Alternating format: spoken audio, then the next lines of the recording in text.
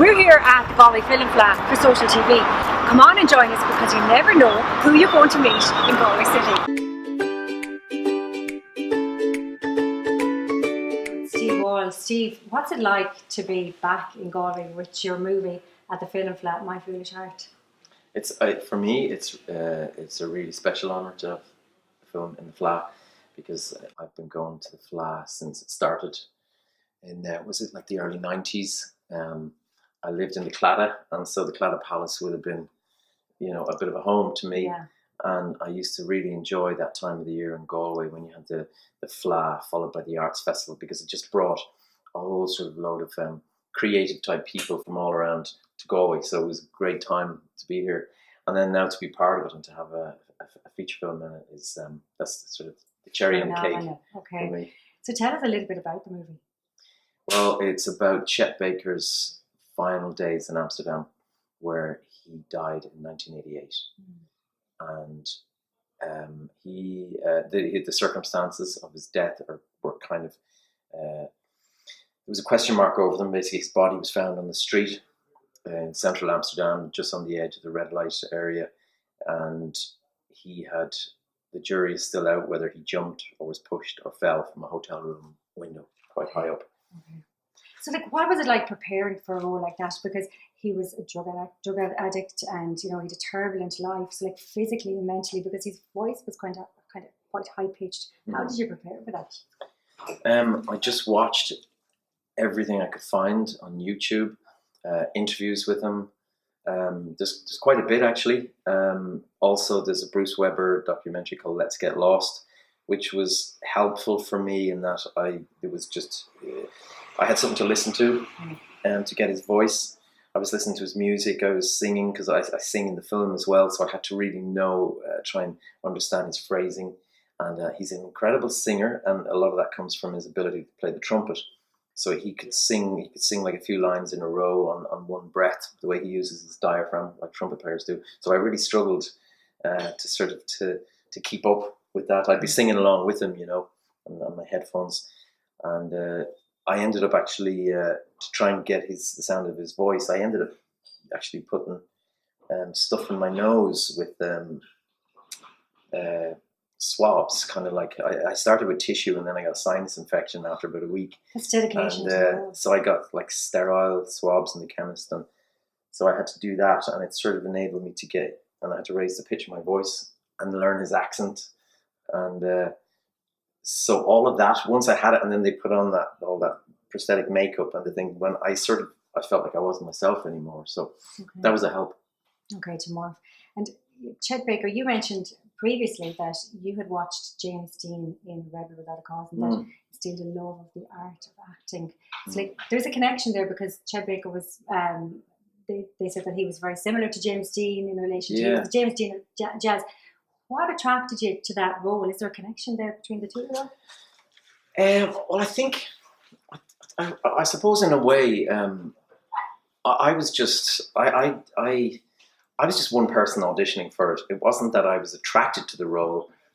When I was told about it and asked would I like to audition for it, because I knew about Chet Baker, I was a fan, I had his records, and I was like, wow, I have to do this audition.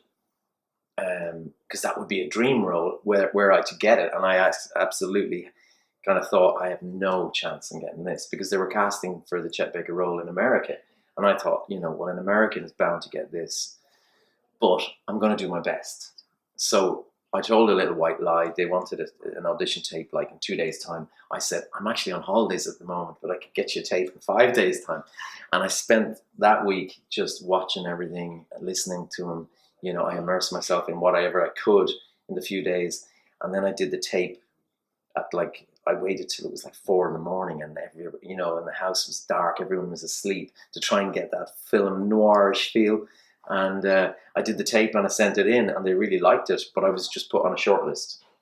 I waited, it was probably a couple of months might have passed before they came back, and they'd seen the American actors, and then they came back and they said, they're offering you the role. So Ethan Hawke was in the last movie about Chet Baker. Yeah, Ethan Hawke did one. I purposely didn't watch that at the time. I didn't watch it until until mine was done. Okay, because you didn't want to be influenced with it. I didn't want to know. I didn't want to. I didn't want to see it. You know, Yeah, you want in to. case it might, you know, and confuse me. Okay, interesting.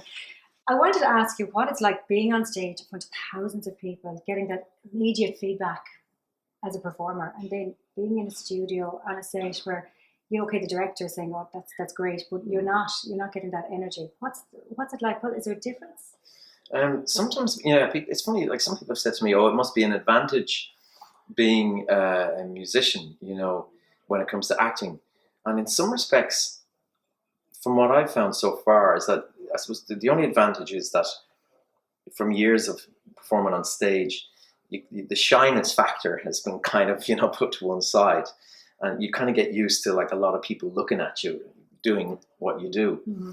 So when it comes to a film set, I'm okay with that. You know, you've got a load of people around, technical crew and extras and all that kind of stuff. That doesn't bother me. But the area that I find that is really different is it's a completely different kind of focus. Mm. It's much more, it's internal, but at the same time, you have to be very aware. You have to be very alert and listening to the other actor or actors that you're in a scene with. You have to there are people still studying and teaching the art of acting, and when you delve into it, there's actually quite a lot. But you can confuse yourself as well by all of that, and you have to sort of somehow try and keep an element of you. You can't act yourself out of it because there's only one you in the world, and you're unique. So if you act yourself out of it, then you're the same as everybody else. You're the same as everyone else. Yeah. I want to ask you one question. What is your favorite song from a movie? It could be anything. Oh. I won't ask you for a note, just the name of the song. I think, oh God. I immediately thought of that classical piece of music there in Samuel Barber. It's in Platoon. At the end when I think it's Willem Dafoe is running and he's trying to get on. He's trying to get on a helicopter or something, okay. And the Viet Cong are coming after him, and he's like, "Is he gonna make it? Is he gonna make it? If they slow the helicopter, they're all gonna die, whatever like that." And I think it takes off, and you just see him there, and he's left behind. Perfect. And I think it's that it's Samuel Barber is the composer. It's just a powerful piece of music, and it's just on that scene. It's incredible. Phenomenal. Yeah. But best of luck at the Galway Film Fleadh, and I've no doubt we're going to hear and see so much about you. Hollywood is calling. You do know that. I'm serious. Thank you so much. I'm going to Hollywood County Down.